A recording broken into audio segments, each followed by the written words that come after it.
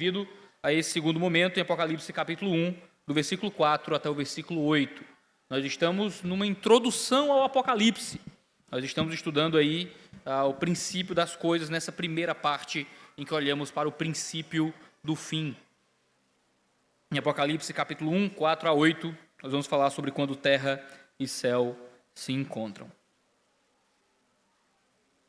A partir do versículo 4 de Apocalipse 1, diz o seguinte: João, às 7 igrejas da província da Ásia, graça e paz a vocês da parte daquele que é, que era e que há de vir, da parte dos 7 espíritos que estão diante do seu trono e da parte de Jesus Cristo, a testemunha fiel, o primogênito dentre os mortos e o soberano dos reis da terra, ao que nos ama e que nos libertou dos nossos pecados por meio do seu sangue, constituindo-nos reino e sacerdote para o seu Deus e Pai.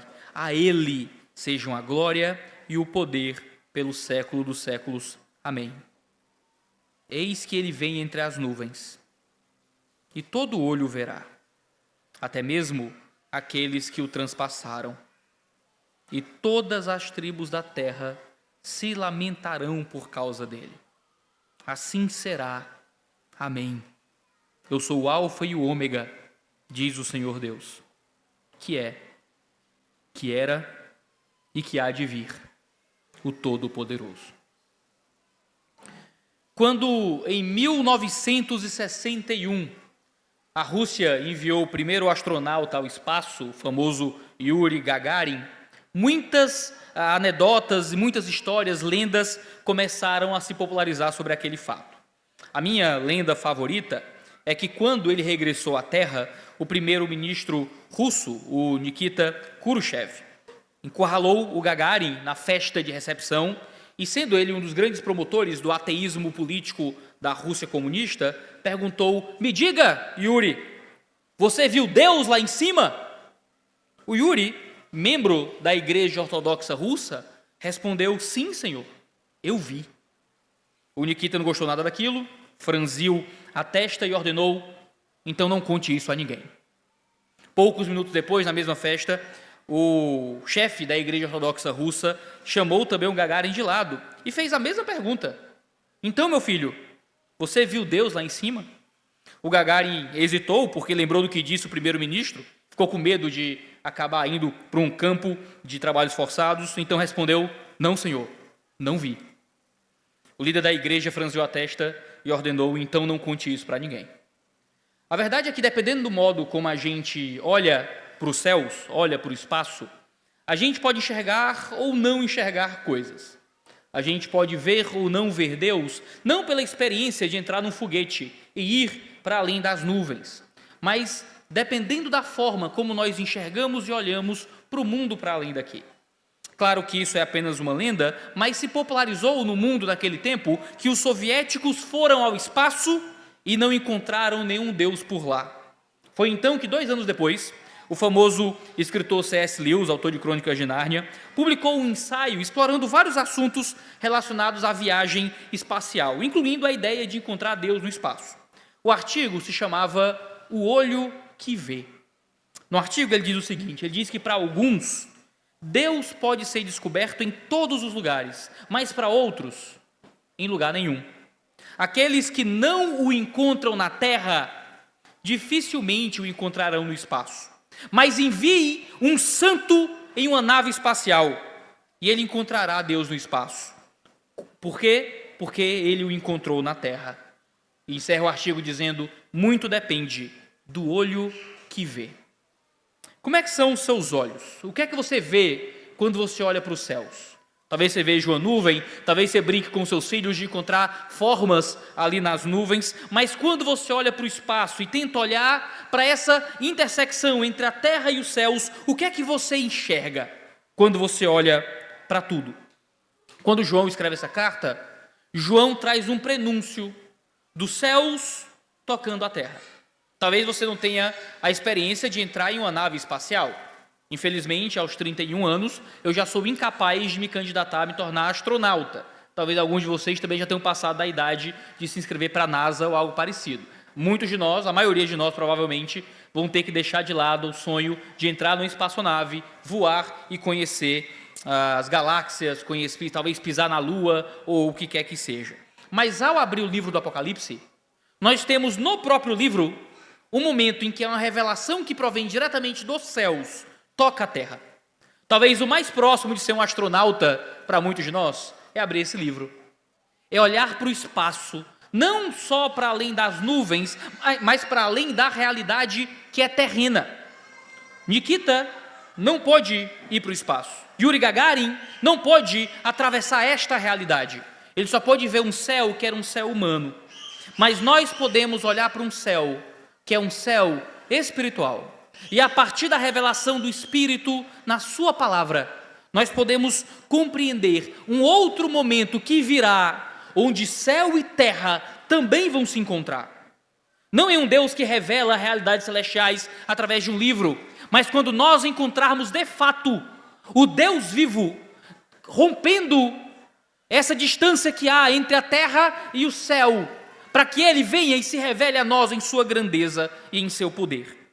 Quando João começa no versículo 4 a mostrar o livro do Apocalipse como uma carta de Deus a nós, dizendo: João, às 7 igrejas da província da Ásia, graça e paz, ele começa mostrando quem são os autores da carta e quem são os destinatários da carta. Essa carta, que é redigida por João, é uma carta que, na verdade, vem da parte da Trindade, do Pai, do Filho e do Espírito Santo. A Trindade, então, é revelada como autores dessa carta. Mas também fala sobre quem é o destinatário dessa carta, quem deve receber essa carta. Fala de nós, crentes, que um dia encontraremos esse Deus. Nós o encontramos revelado na palavra e na carta, mas um dia o encontraremos de fato. O que acontece, então, quando céus e terra se encontrarem, para nós que somos crentes? Fala também, quando os ímpios encontrarem essa trindade. O que será quando céus e terra se encontrarem? E essa terra foi a terra também de homens que abandonaram o Senhor. Bom, o texto começa falando sobre aqueles que estão nos céus, sobre o Pai, o Filho e o Espírito Santo. Primeiro fala do Deus Pai: graça e paz a vocês da parte daquele que é, que era e que há de vir. Aqui o Deus Pai é descrito em termos muito poderosos. Essa terminologia, aquele que é, que era, que há de ser, que há de se tornar, era muito comum para falar das divindades greco-romanas. Zeus, ou Júpiter, era apresentado como aquele que é, que era e que será. Aqui Deus se revela em uma linguagem que brinca com aquilo que era dito dos falsos deuses. Ele é, ele era, mas diferente dos outros deuses, ele virá.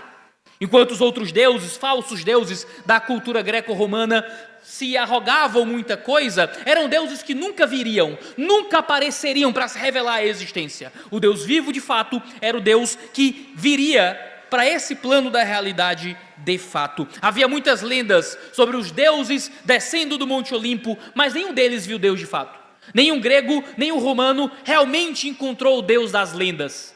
Cristo, no entanto, era o Deus que realmente desceu do Olimpo.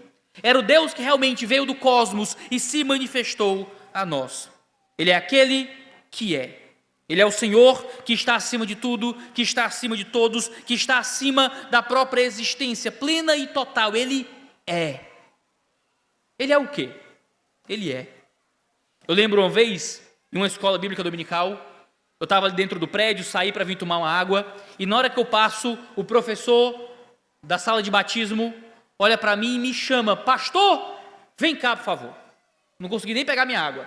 Cheguei lá e disse: pastor, é que a Valentina, filha do pastor Valbert e da Renata, está com uma dúvida que eu não sei responder. Eu disse: bom, vamos lá, né? Dúvida de criança, né? Criança. Eu disse: como é, Valentina? Ela fez a seguinte pergunta: pastor, a gente sempre é alguma coisa, não é? Eu já não entendi a pergunta dela. Eu disse: como assim, Valentina?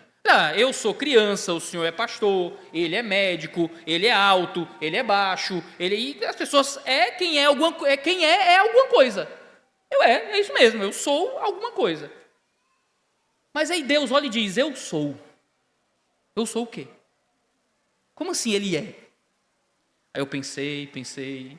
Eu disse: Valentina, você já é inteligente o bastante para fazer a pergunta, mas talvez ainda não seja inteligente o bastante para entender a resposta. Que é a forma mais esperta que você tem para fugir de uma coisa que você não sabe responder, certo? Você dá uma, tenta ludibriar ali a criança.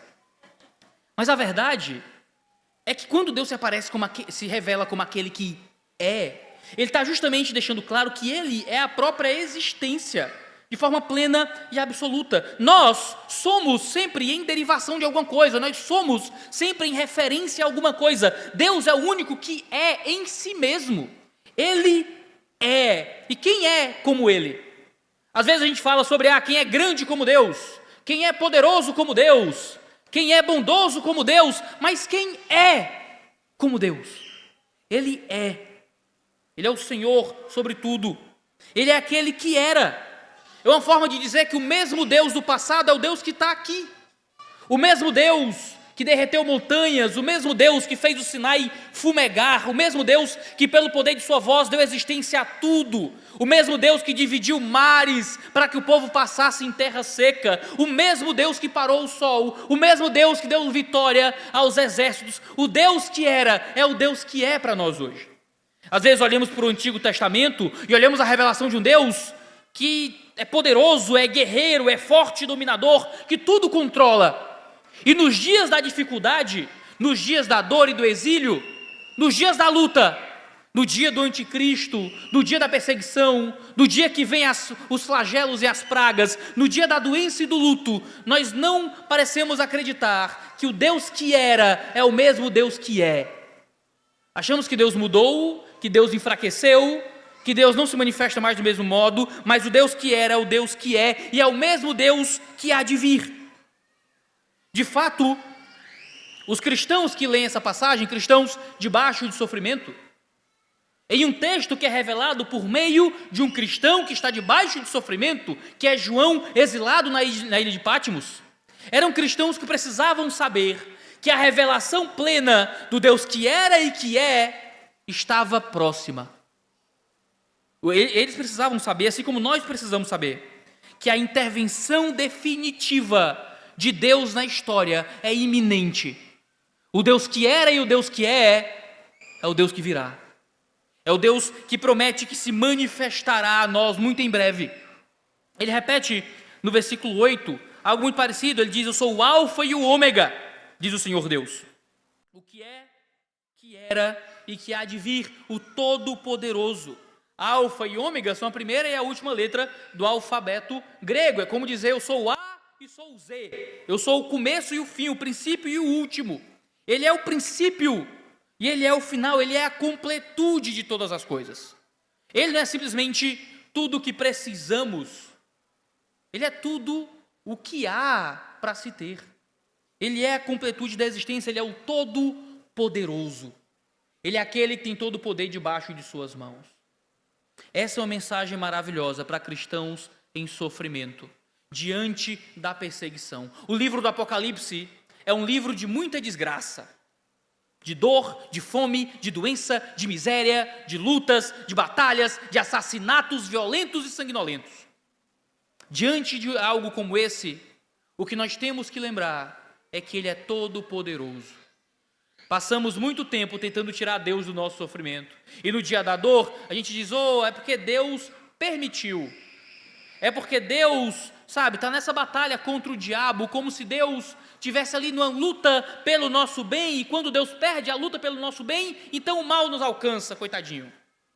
A verdade é que no meio da dor e do sofrimento, Ele continua sendo o Todo-Poderoso, o que é e o que era.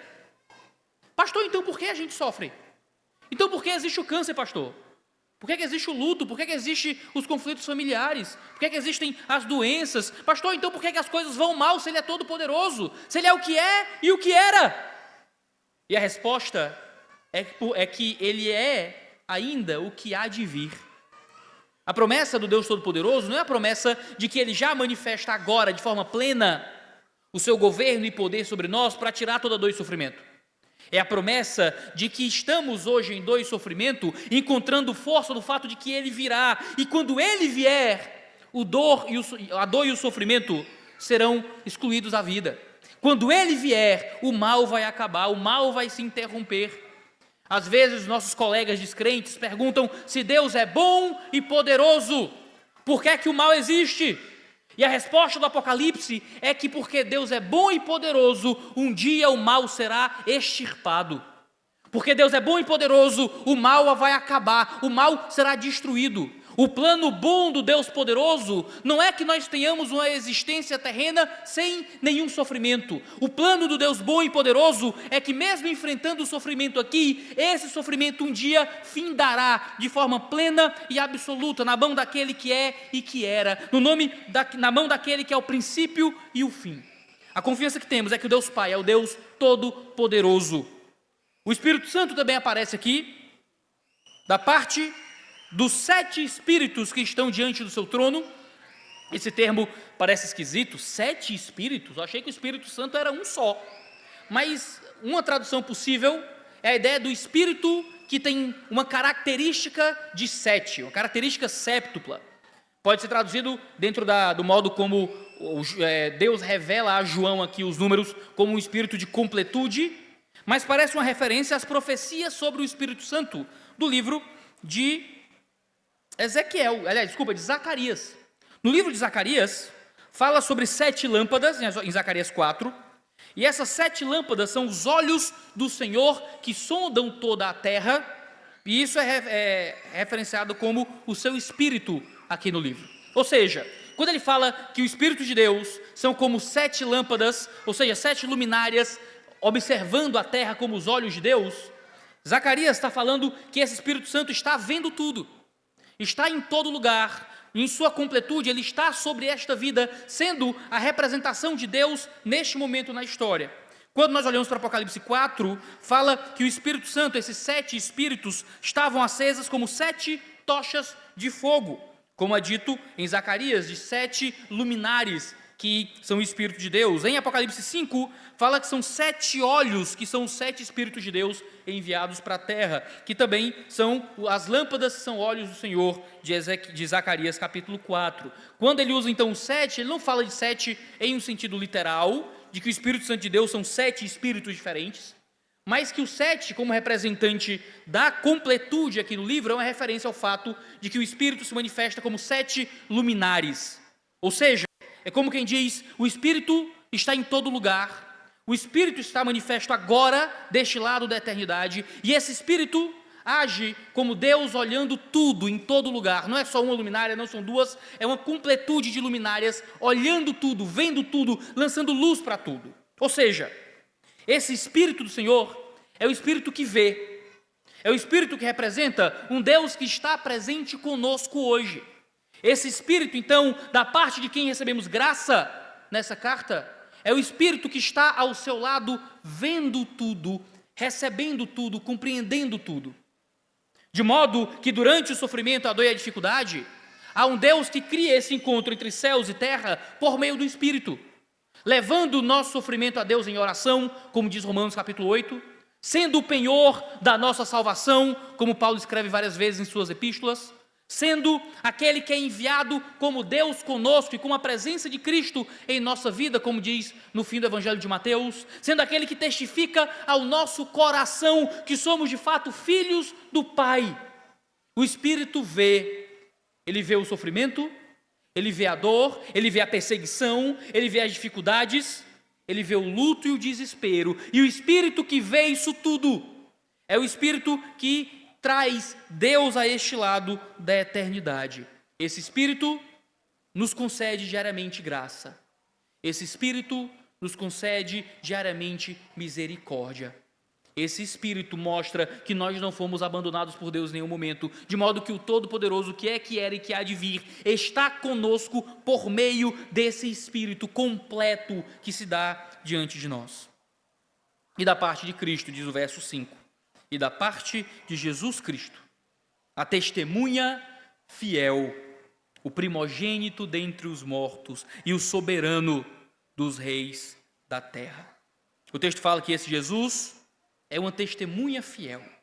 Aqui fala, primeiro, do seu ministério terreno, do seu ministério na terra, em sua primeira vinda e em sua morte. Ele testemunhou quem ele era, pregou, amou, cuidou, curou, realizou os mais variados milagres, justamente mostrando, dando testemunho de si mesmo e do Pai, e morrendo. No livro do Apocalipse, as testemunhas morrem. A palavra testemunha, no grego, é a palavra mártir. Mártir ainda não significava, nesse tempo, a ideia de uma pessoa que morria em nome de uma causa ou o que quer que seja. Anos depois, o termo grego mártir passa a significar alguém que morre por uma causa, por causa do livro do Apocalipse. Porque no livro do Apocalipse, as testemunhas, a ideia aqui é da testemunha que vai num tribunal testemunhar em favor de alguma coisa, sempre é alguém que marca o seu testemunho pelo sangue. Então, quando Cristo é a testemunha fiel, ele é aquele que, por meio da sua fidelidade, morreu naquela cruz, justamente para testemunhar o amor e a graça do Pai a nós. Além da testemunha fiel, ele é o primogênito dentre os mortos. O primogênito aqui é o primeiro filho, é o responsável pela herança. Aqui fala da sua ressurreição. Testemunha fiel na sua morte, primogênito dentre os mortos na sua ressurreição. Veja, a ressurreição de Jesus foi uma ressurreição especial. Outras pessoas foram ressuscitadas no ministério terreno de Cristo. Lázaro foi ressuscitado, mas Lázaro morreu novamente. Quando Jesus morre na cruz, há túmulos que se abrem, pessoas que são ressuscitadas ali na região da Galileia, mas essas pessoas morreram novamente. Mas Jesus foi o primeiro a testemunhar e a manifestar a glorificação. A ressurreição de Jesus foi um adiantamento da ressurreição futura que está prometida a todos os santos. Ele é o primeiro a essa ressurreição em que você vive para sempre. Se ele é o primogênito, é porque haverá outros. Se ele é o primogênito dentre os mortos, é porque aquilo que o Pai fez com o Filho é aquilo que ele fará conosco. Quando céus e terra se encontrarem, acontecerá a ressurreição definitiva e cabal do nosso corpo para sempre. Ele é a testemunha fiel em sua morte, ele é o primogênito dentre os mortos em sua ressurreição, ele é o soberano dos reis da terra em seu ministério presente sobre tudo e sobre todos. Isso fala do seu retorno triunfante, que já iniciou a manifestar essa sua soberania e que se manifestará plenamente quando ele voltar. É isso que diz o Salmo 87, também o nomearei meu primogênito, mais exaltado dos reis da terra. Ou mesmo João 14, quando fala que o príncipe deste mundo está vindo, ele não tem nenhum domínio sobre mim, porque Jesus é aquele que tem domínio sobre todos. Veja, o livro do Apocalipse é um livro político. O livro do Apocalipse fala bastante sobre reis, sobre domínios, sobre autoridades que se levantarão sobre o povo de Deus, que virão para tentar dominar o mundo e conquistar as pessoas, e a verdade que temos já revelada no início do livro é que mesmo que existam soberanos humanos, reis humanos, há alguém que está sobre todos os reis da terra, que é Cristo Jesus, o nosso Salvador. A revelação que temos, então, é de um Pai todo-poderoso, que é, que era e que virá, princípio e fim. De um Espírito que está em todos os lugares, como os olhos de Deus, se manifestando a sua presença sobre tudo e sobre todos, em todos os cantos da terra. E um Filho que viveu como testemunha fiel, que morreu como primogênito, que ressuscitou como primeiro dentre muitos irmãos e que está hoje soberano sobre tudo e sobre todos. Irmãos, como não desejaremos o Apocalipse? Como viveremos a nossa vida tratando as revelações desse livro como coisas que nos amedrontam? Como podemos olhar para o Apocalipse como uma coisa que causa medo? Nossa, o livro do Apocalipse é um livro terrível, cheio de dores e desgraças. O livro do Apocalipse é um livro maravilhoso, cheio de bênção, cheio de motivos de esperança. Não importa o que mais seja revelado daqui em diante nesse livro. Não importam os aguilhões, as lutas, as mortes, não importa as bestas que saem do mar e da terra, não importa o anticristo, há um todo-poderoso nos céus. Há um Senhor sobre tudo, Pai, Filho e Espírito, no controle e no comando da existência. Se há desgraça, se há dores, se há perseguições, se há fome, se há morte, se há estrelas caindo do céu, são detalhes muito menores do que é revelado nesse livro. O Apocalipse não é para nos dizer que as estrelas cairão do céu, e que virão anjos destruidores no cavalo. O livro do Apocalipse é para nos dizer que quando tudo isso acontecer, existe um Pai todo-poderoso que permanece nos céus por nós. Que há um Cristo amoroso, testemunha fiel, que continua do nosso lado, que há um Espírito que intercede e sente as nossas dores e nos leva direto para o Pai em oração. O livro do Apocalipse é um livro para nos fazer olhar para os céus com esperança, para ver o que Yuri Gagarin não viu, para ver o que nenhum astronauta consegue ver quando sai da exosfera, é conseguir enxergar com olhos de santidade aquilo que olho humano nenhum consegue ver. É a certeza que há um Deus maravilhoso que continua no controle, que continua cuidando de nós e que um dia virá para manifestar de forma plena a sua glória. Mas isso é o que está nos céus. E aqueles que estão na terra? A verdade é que um dia céus e terra se encontrarão em definitivo, e um dia os crentes encontrarão em definitivo essa trindade. O que é que acontece? Queridos, quando crentes encontram a trindade, está no versículo 5, quando diz: ao que nos ama e que nos libertou de nossos pecados por meio de seu sangue, constituindo-nos reino e sacerdotes para seu Deus e Pai. Queridos, quando nós encontramos a trindade, nós somos amados por Deus. Quando nós olhamos para esse Deus Todo-Poderoso, Senhor sobre tudo e sobre todos, queridos, deve dar muito medo encontrá-lo. Deve dar alguma ansiedade. Mas quando o encontramos, o resultado é amor. O resultado é que o amor dele por nós se manifesta, de modo que somos agora amados. Não só amados, somos libertos. Amados por Deus, libertos do pecado pelo sangue. Ao o encontrarmos, ao olharmos para a vinda dessa trindade a nós, somos libertos do pecado. O sangue dele nos liberta, irmãos. Ele não vem então para confirmar mais a nossa condenação. Quando o encontrarmos, ele não virá com a lista terrível dos nossos pecados, ele virá com libertação do peso da escravidão por meio de seu sangue. Ele nos constitui reino, diz o texto. Era interesse de Deus para o antigo Israel que todo Israel fosse uma nação de reis. Vocês serão para mim um reino de sacerdotes e uma nação santa, diz Êxodo 19. Mas eles abandonaram a aliança, isso não acontece, e isso se manifesta em nós na igreja. 1 Pedro 2 diz que a igreja se torna então geração eleita, sacerdócio real, nação santa, povo exclusivo de Deus. Ele nos faz reinos e sacerdote. Nós reinamos com Cristo quando o encontramos. Isso significa que somos embaixadores do governo dele nesse mundo. Nós o representamos e representamos o seu reinado. É isso que Jesus fala no sermão escatológico, em Mateus 24. E será pregado esse evangelho do reino por todo o mundo. Esse evangelho que pregamos é o evangelho do reino, porque nós representamos o seu reino, porque na hora que nós o encontramos, nós não somos expurgados do seu reinado, mas somos trazidos como corregentes, como igreja reinamos sobre este mundo. E como sacerdotes a Deus e Pai.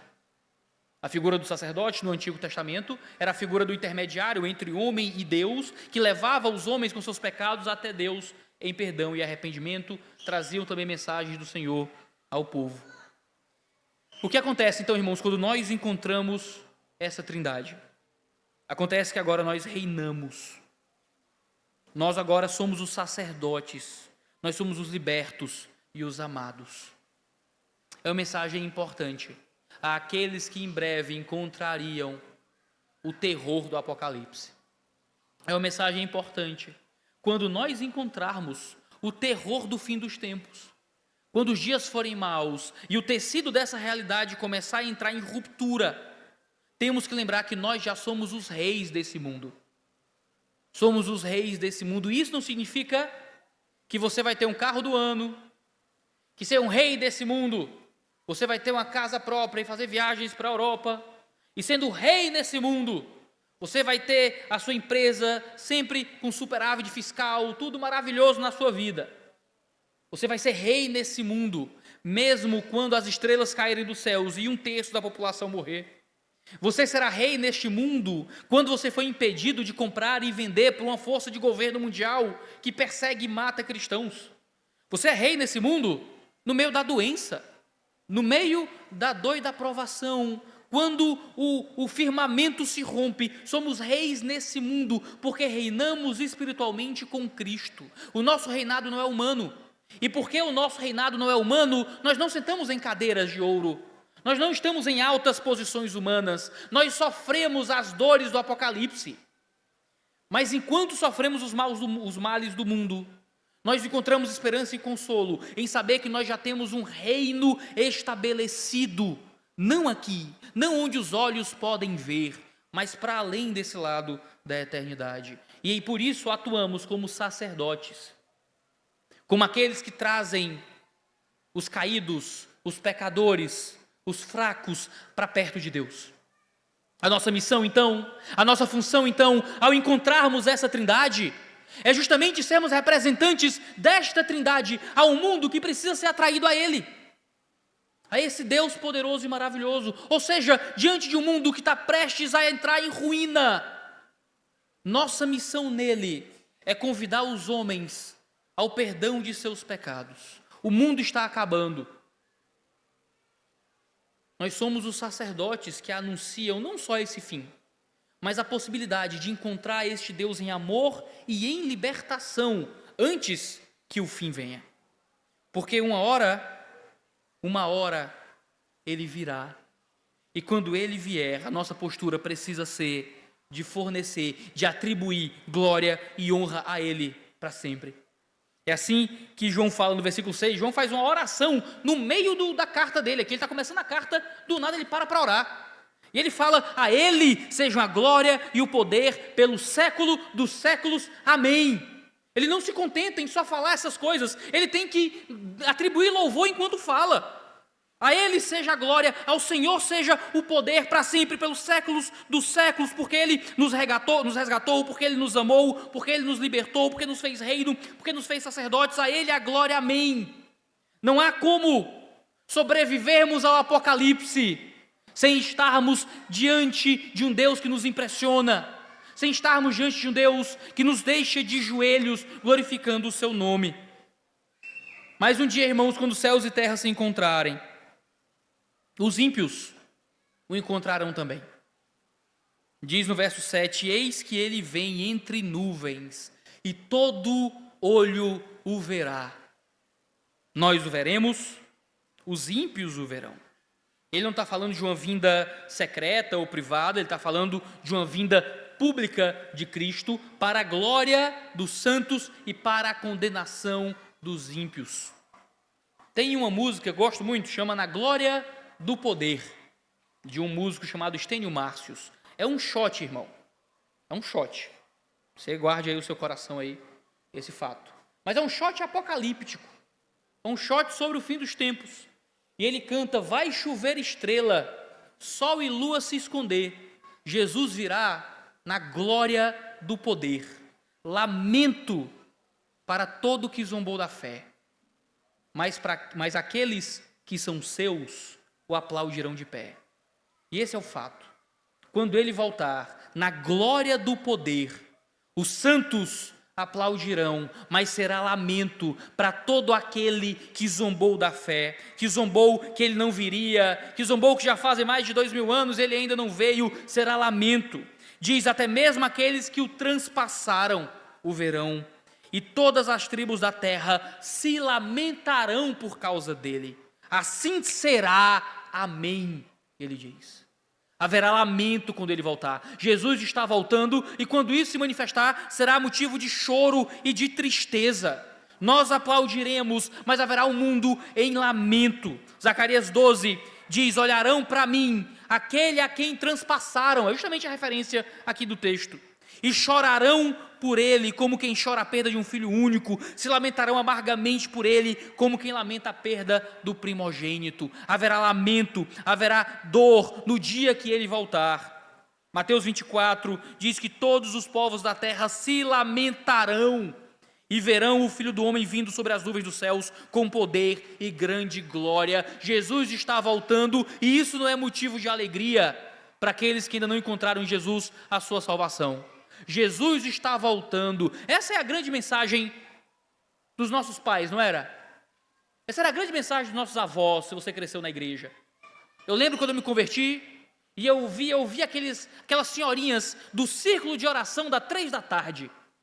Ah, queridos, como elas oravam sobre a volta de Jesus.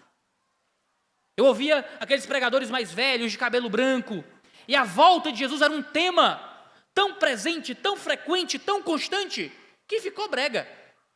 A minha geração, falar da volta de Jesus é até uma coisa meio esquisita, assim, sabe? Até meio, parece aqueles caras estranhos de placa no centro da cidade, Jesus está voltando, sabe? No meio da rua, parece um negócio meio, não parece esse cristianismo legal da cosmovisão cristã e do engajamento cultural. Quando o cristianismo tem algo para contribuir à sociedade, sobre amor ao próximo, sobre valorização da mulher, sobre cuidado com o fraco, sobre ajudar os miseráveis, show de bola. O cristianismo que o descrente pode aceitar é o cristianismo das coisas boas que oferecemos para o mundo. O cristianismo de que Jesus está voltando e ele vai prestar contas com você é um cristianismo muito contracultural ainda. É um tipo de cristianismo que nos envergonha. O cristianismo da contribuição da cosmovisão cristã para a formação da sociedade ocidental é um cristianismo que te ajuda na faculdade. O cristianismo de que Jesus virá num cavalo branco para acabar com a tua raça é um cristianismo que não te coloca num bom lugar no mundo acadêmico, não te faz ser bem-quisto pelos colegas descrentes, mas ainda é a boa e velha mensagem do Evangelho. Há um Jesus que está voltando, e quando ele voltar, haverá lamento, haverá choro e haverá ranger de dentes. Quando ele vier, haverá uma última trombeta soprando. E quando essa trombeta soprar, mortos ressuscitarão.